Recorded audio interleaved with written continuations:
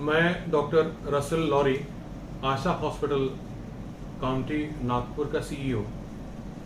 Sir, corona का प्रादुर्भाव बढ़ चुका है और कई जगह ऑक्सीजन की कमी हो रही है। ऐसे में आशा हॉस्पिटल द्वारा एक प्लांट ऑक्सीजन का तैयार किया गया है।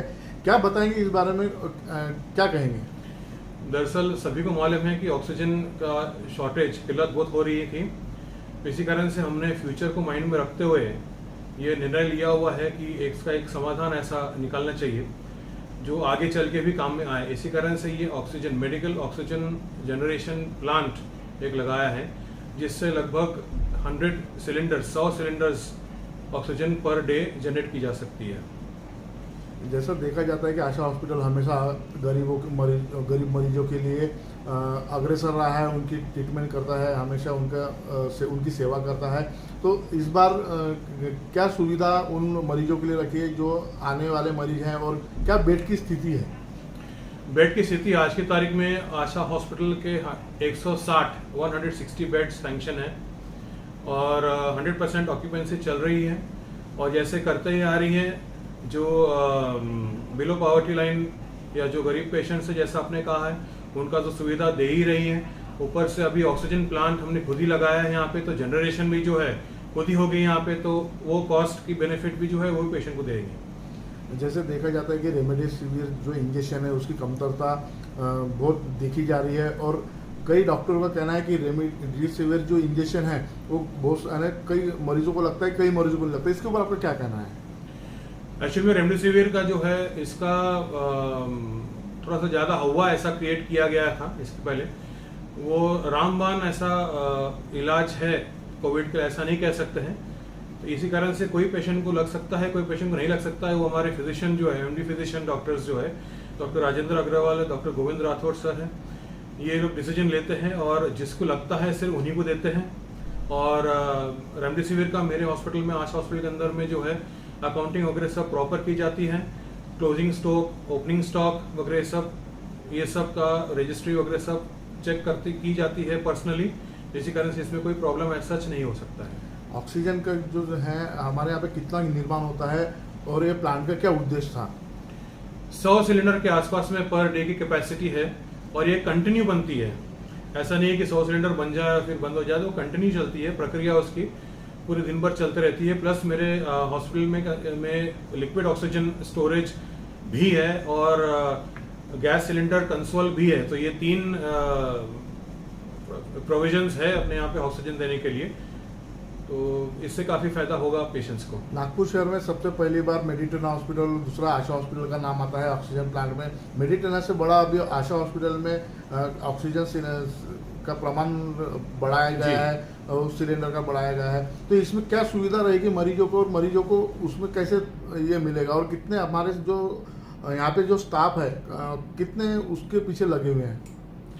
एक्चुअली में ये टेक्निकल इशू है। जो टेक्निकल नो हाउ पर्सन जो है, इंजीनियर्स वगैरह जो है, वही ऑपरेट करेंगे। गैस बैंक टेक्नीशियन वगैरह वही ऑपरेट करेंगे। और दूसरी बात है कि इसमें जो है 93.5% प्योरिटी निकलती है ऑक्सीजन की, जो कि पेशेंट को लाभदायक है। और सिलेंडर के लिए जैसे कि वेट करना पड़ता है, या सिलेंडर या ऑक्सीजन ना होने के कारण जो धोखा था पेशेंट को, मतलब एक्सपायर वगैरह कर जाते, तो यहाँ पे तभी वो पॉसिबल नहीं हो पाएगा।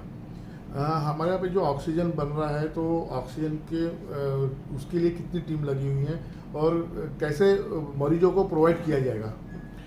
Through central oxygen supply system, जो सिस्टम हमारे चालू था विद जो सिलेंडर सप्लाई करती थी, वही सिस्टम से इसको पैरेलल कनेक्शन दी गई है, तो उसी से पेशेंट को ऑक्सीजन मिलेगा।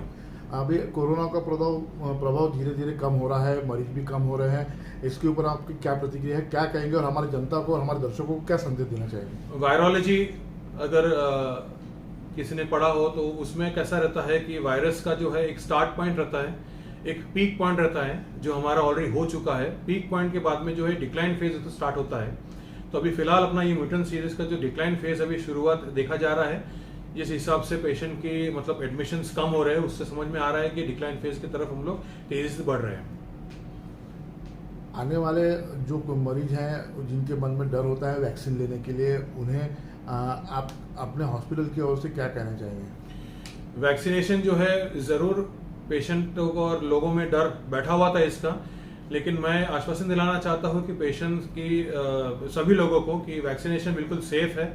70% के आसपास में उसका एफिकेसी मालूमात होता है। वैक्सीनेशन हो तो उसका मतलब ये नहीं होता है कि हमने मतलब सावधानी जो है वो छोड़ दें। सावधानी जरूर रखनी चाहिए हमारे को, इवन दो वैक्सीनेशन कंप्लीट हो जाए, बिकॉज उसका रिजल्ट जो है 70% के आसपास में ही है। सेकंड थिंग ऐसा है कि फर्स्ट वैक्सीन लेने के बाद में मरीजों को ऐसा कुछ नहीं लगा, सिर्फ मामूली सा बुखार होने के बाद में जो पैरासीटामोल गोली और जो उन्हें विटामिन की गोली दी जाती थी उससे वो ठीक हो गए। लेकिन सेकंड में जो सेकंड वेव शुरू और सेकंड वैक्सीन के इसमें कई मरीजों को दिक्कत आई है। कई मरीज वैक्सीन लेने के बावजूद भी उन्हें बुखार आना, उसके बाद में कई लोगों की डेथ हो चुकी है। क्या कहेंगे इस बारे में? जैसे मैंने कहा था इसकी पहले ही कि वैक्सीन की एफिकेसी जो है, एफिशिएंसी जो है 70% ही है, तो ये 100% सोल्यूशन नहीं है कोरोना डिजीज के लिए। और जैसे मैंने कहा कि इसमें विंडो फेज होती है, जैसे कि आज मैंने वैक्सीनेशन लगाया तो आज से लागू नहीं होंगी वो, और approximately 15 days to 1 month time लगेगा वो वैक्सीन को इफेक्टिव होने के लिए। वो विंडो फ्रेम के अंदर में अगर हो गया तो कुछ नहीं कर सकते। जैसे मैंने पहले कहा था कि रेमडेसिविर जो इंजेक्शन है कमतरता है, लेकिन कई मरीजों को लगता है, कई मरीजों को नहीं लगता। लेकिन जो बीपी शुगर के जो पेशेंट हैं उन्हें ब्लड न चेक करते हुए ऐसे कई हॉस्पिटल में रेमडेसिविर इंजेक्शन दे दिए गए हैं, जिसकी वजह से उनकी जान को खतरा बना रहा। तो इस बारे में क्या कहेंगे? इसमें फिजिशियन का जो निर्णय होता है वही फाइनल होना चाहिए। जैसे मैंने इसके पहले भी कहा था कि रेमडेसिविर को ऐसा हवा टाइप का बना दिया गया था कि भैया वो रामबाण इलाज है फॉर कोविड, तो ये गलत बात है। प्रॉपर फिजिशियन के द्वारा ही एनालाइज की जानी चाहिए कि कोई पेशेंट को रेमडेसिविर लग रहा है या नहीं लग रहा है।